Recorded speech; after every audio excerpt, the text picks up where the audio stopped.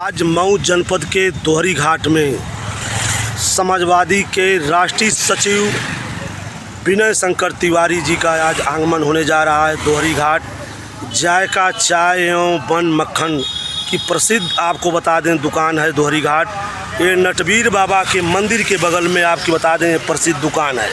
देखिए नटवीर बाबा का मंदिर है और आपको बता दें कि देखिए यहाँ बहुत प्रसिद्ध दुकान है। यहाँ पर आपको बता दें लस्सी और चाय की दुकान प्रसिद्ध है और यहाँ पर आ रहे हैं आपको बता दें समाजवादी पार्टी के राष्ट्रीय सचिव विनय शंकर तिवारी। आपको बता दें कि यहाँ आगमन होने जा रहा है। यहाँ पर कार्यकर्ता देखिए मऊ जनपद के यहाँ पर इकट्ठा होकर उनके स्वागत में लगे हैं। अभी अभी यहाँ पर आगमन उनके होने वाला है।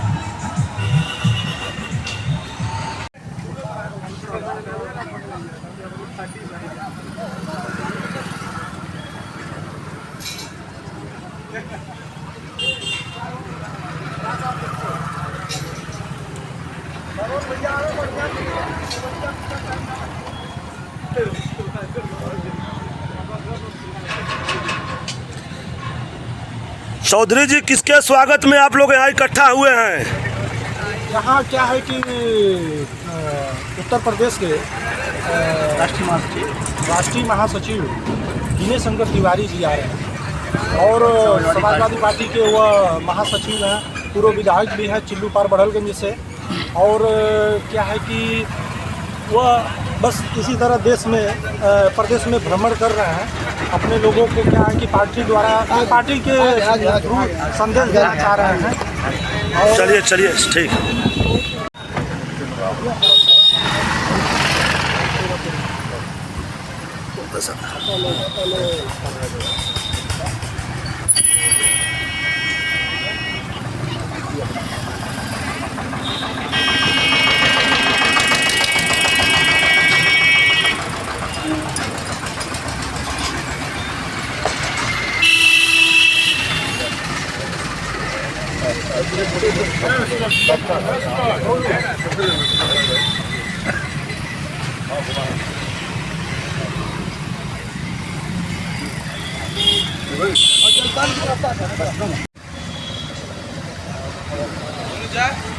ये बात हो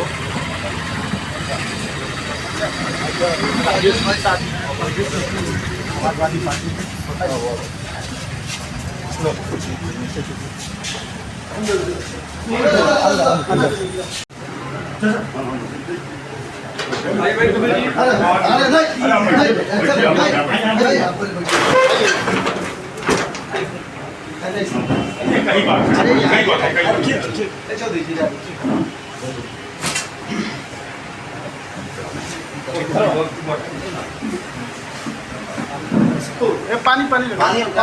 पानी ग्लास लाइए।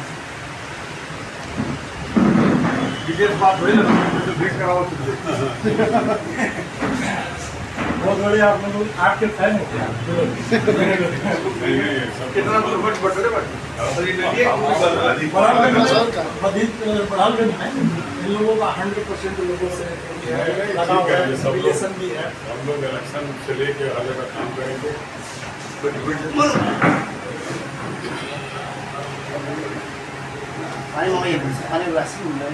पनिया ग्लास लो, पनिया ग्लास।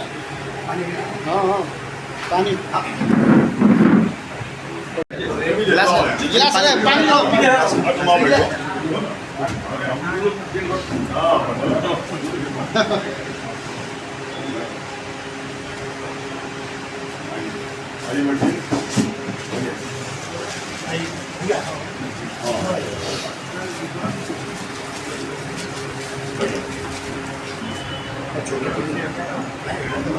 कार्यकर्ता लोग लगे हुए हैं।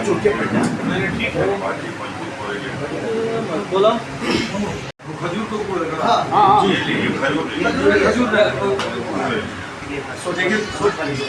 खजूर को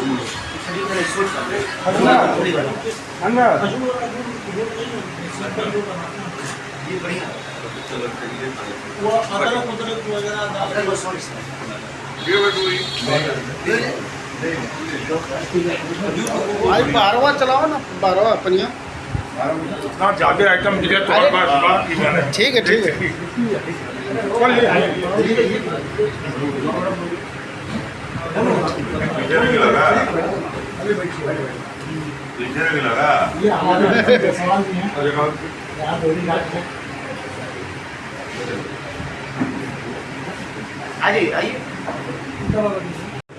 आज दोहरी घाट राम परशुराम मिलन स्थली पर आपका आगमन हुआ है, इस पर क्या कहेंगे? दो हरियों का मिलन है ये। और यह दोहरी घाट कोई नई जगह नहीं है भाई, हमसे 200 मीटर दूरी पे आप हैं और ये पुण्य भूमि है और यहाँ को नमन करते हैं और सदैव हम यहाँ आते रहे हैं। संयोग से मुलाकात हमारी और आपकी पहली बार हो रही है, लेकिन दोहरी घाट हमारे लिए नया नहीं है भाई। हम बड़हलगंज के हैं कि आप दोहरी घाट के हैं, नदी इस पार उस पार का मामला है, तो इसमें कोई नई।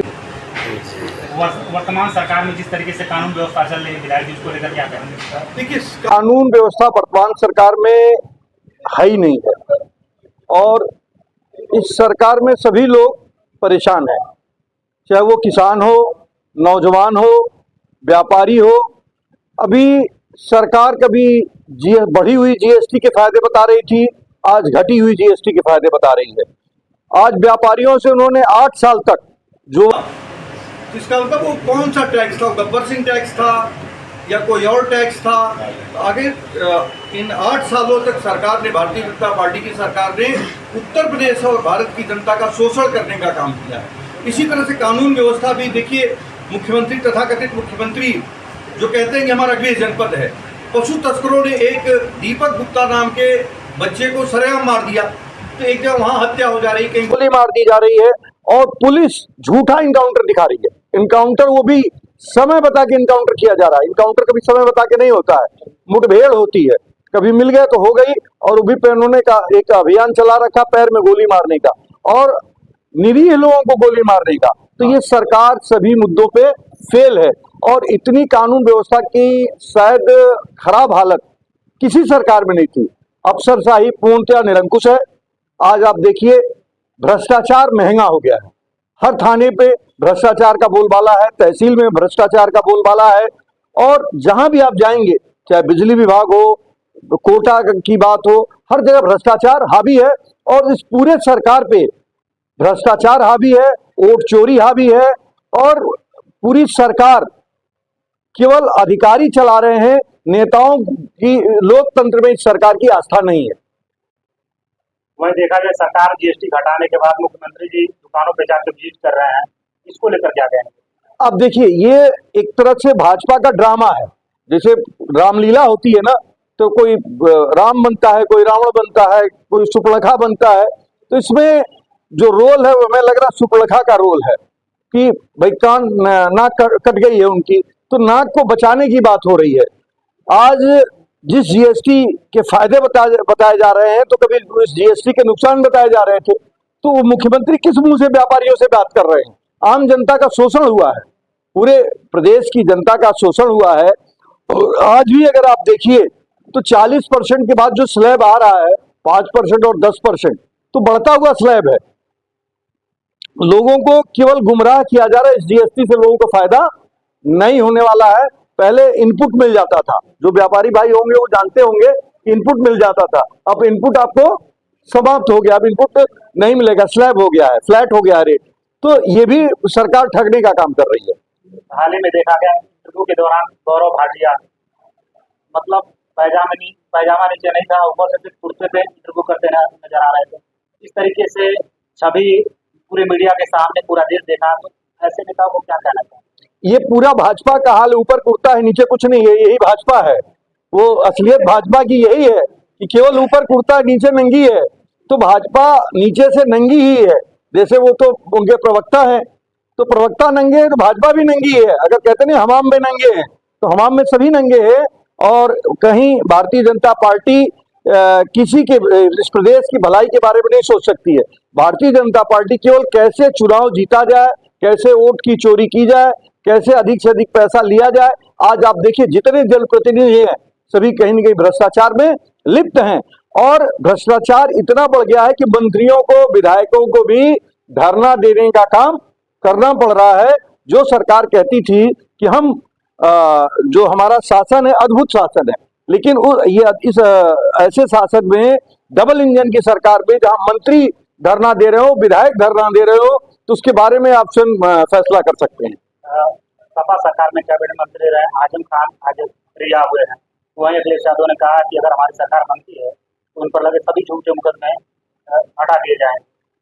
इसका स्वागत है। देखिए, अगर झूठे मुकदमे जो हैं तो ये तो हटना भी चाहिए।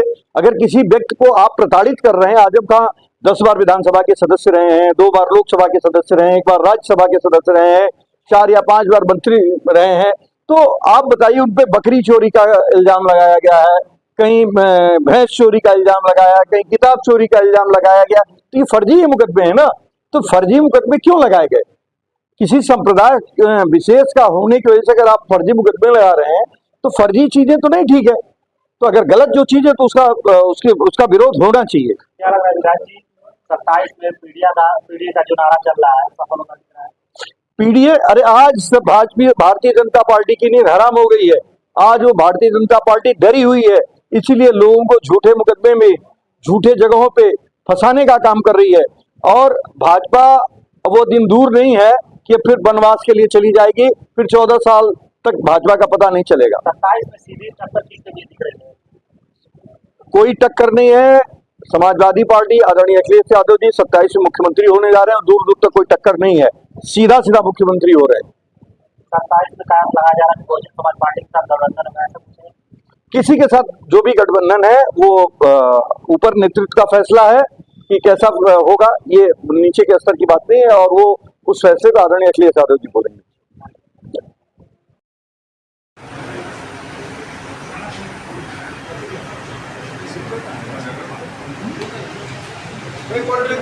हाँ, उसमें नहीं आया।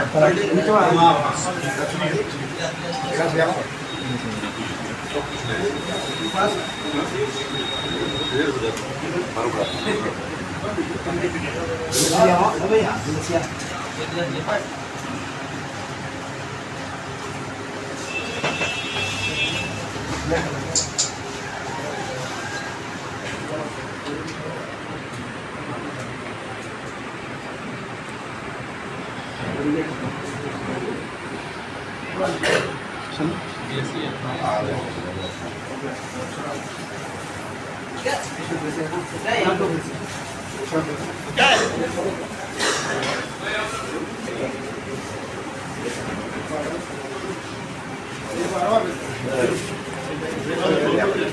है?